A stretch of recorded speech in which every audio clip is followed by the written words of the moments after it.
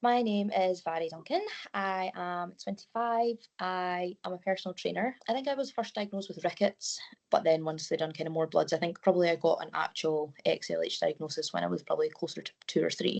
So it's obviously something that I've kind of dealt with my whole life. That's kind of what made XLH UK more important to me. I was definitely very aware that nobody else in the house was taking medication or like having a morning off school to go to the hospital. And I think as well, things like bone pain, when I was kind of more aware, maybe like 5, 6, 7, I was very aware that I had sore legs a lot. And I think because obviously we were all children, my sisters probably would make comments, just like as children do, about, oh, like Varys' legs are bent and ours are. I think at school as well, it was at the point where phosphate Sandoz was split up across the day. So I had like small water bottles that my mum would make up every morning. I would take them to school, and it would be the office lady at school that would come to the classroom and be like, Fatty needs to take this. I mean, it was normal to me, but I think it was just in those certain situations that it was kind of like, oh, like, not everyone does this. But I think my mum and dad definitely done a very good job of kind of not singling me out. I was never made to feel that I couldn't do things that my sisters could do or that my peers could do.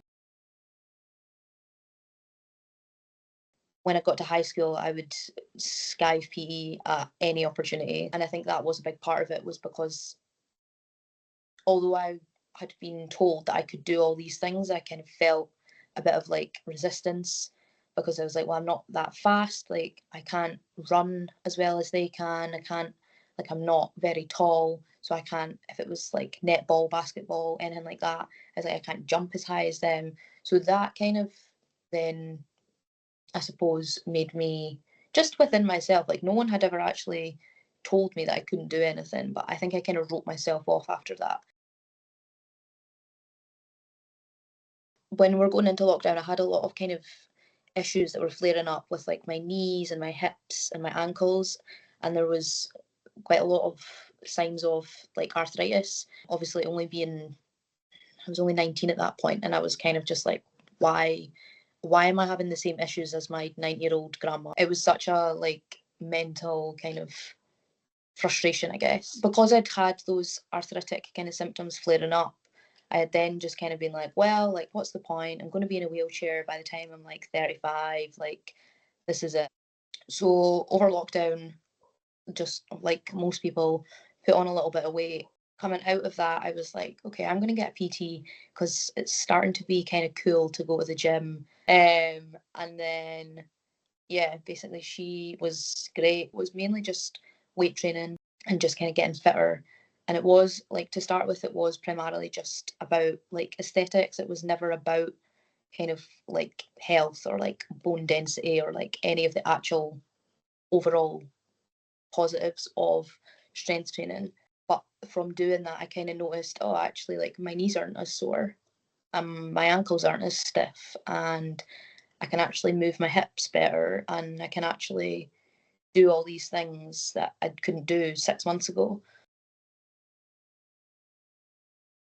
I had stopped training with Nicole, but like we're still good friends. And it was only probably about a year ago, she had just kind of said, I'm thinking about doing a half marathon next year. Would you be up for it? And I was just kind of like, yeah, why not? Like, give it a bash. And I think even that was very like kind of took me aback that I was even so like laid back about it, because I'd always been like, I can't run. Like, that's not me. So yeah, just even having the confidence to be like, yeah, why not? We'll just see what happens. Um, was quite a big thing, especially with having a disease that affects the lower half of your body primarily. So yeah, started training for that. I think because I had focused solely on weight training and strength training up until that point, it was so nice to have something different to focus on. But I think once I got into it, I realised how kind of like empowering it was, and how kind of just freeing it felt to be out running, and like nothing can stop you. You can do it anywhere, anytime. And yeah, just kind of snowballed. I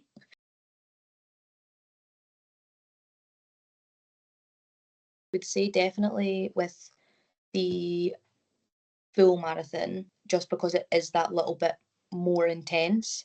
There has been a few kind of periods where the week before I'm due to take my Burosumab, I do notice a big kind of dip in strength, energy. I feel a lot more kind of joint pain. Some weeks I can just totally power on through it. Other weeks it is just like, okay, well, we'll just kind of scale that back a little bit. If it's like your strength training, just kind of drop the weights a little bit. If it's the running, it's just kind of maybe either slowing it down and still running for the same amount of time, or just kind of pulling it back a little bit in terms of distance. I have my own run club, which has genuinely been so helpful for me. I was never running alone, and it was already like in my diary, and there was other people relying on me to turn up. So it wasn't even like you didn't even have to think about it. It was just like, I'm going for a run. But with the full marathon, just because it does take that bit longer, I've been doing my long runs on a Saturday, and I won't lie, there has been weeks that it's tested me, but I think obviously knowing that I was fundraising for XLH UK has been quite a big, like, kind of knowing that you've got people relying on you. People have put money into that to kind of boost you, so you can't let them down. And yeah, I think just being grateful and kind of acknowledging your privilege, I guess, that you've got legs that can do what they do, and that, yeah, you can do it.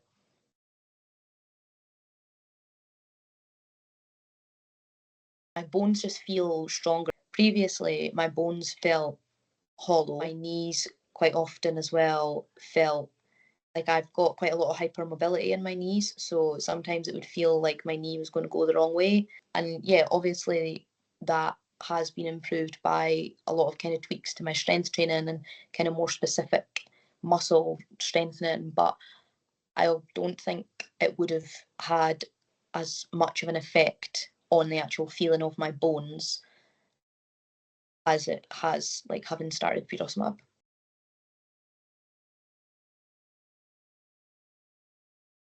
Just try it. There's enough things in this world that are holding you back, so don't let yourself be one of those things. I think definitely sometimes you need to make adaptations, whether that's to an exercise, to a kind of overall plan. But at the end of the day, everybody has those kind of considerations. It doesn't mean that you can't do anything. It just maybe means that that specific thing is not the right thing for you, and if you don't try, you'll never know. I would definitely say if you're starting running or strength training, to be honest, start small and build it up. I think that was something that I kind of noticed quite quickly, was just how fatiguing it is, and with the fatigue that comes anyway with kind of XLH and just bone pain in general. Um, Definitely build it up slowly, but like on the kind of flip side of that, the change in your energy you'll notice once you start kind of building that up is like nothing else. I still think it's not really sunk in that I'm going to do that. So I've probably only got about 3, 4 long runs left, which when you say that, it does sound quite scary. But I think for me, it's not a question, like I know now, and like knowing myself and my kind of own stubbornness, like I know I will finish it. It's just kind of what the journey to get from 0 to 26 miles is going to look like. As they say, the actual race day is just the celebration, it's the training that is the hard bit. So I'm just kind of trying to focus on that, and yeah, just soak it up, I guess. Just enjoy it no matter what happens on the day. I'm not too sure yet. I know that I will not stop running. I kind of wondered about maybe just focusing on the half marathon distance instead, and just maybe trying to get my time down a little bit on that, getting to work on speed and things like that. I'm not a very good swimmer. Someone asked me if I was going to do a triathlon next, and I'm really not a very good swimmer, so that's off the table. So I share most of my kind of updates and things on my business Instagram, which is Mhairi Duncan Fit. So mainly there, or Strava is where you would see all my running. My Strava is connected to the fundraiser so that people can get little updates. I think honestly, just so like even from the minute I said I was going to do it, I was just so overwhelmed by like how many people were actually even interested, which is so nice, and I'm like so grateful for all the kind of support and all the donations that I've received so far. And we're so grateful to Mhairi. She'll be running her first full marathon in Lisbon on the 25th of October 2025. And we'd just like to say a massive good luck from everyone at XLH UK.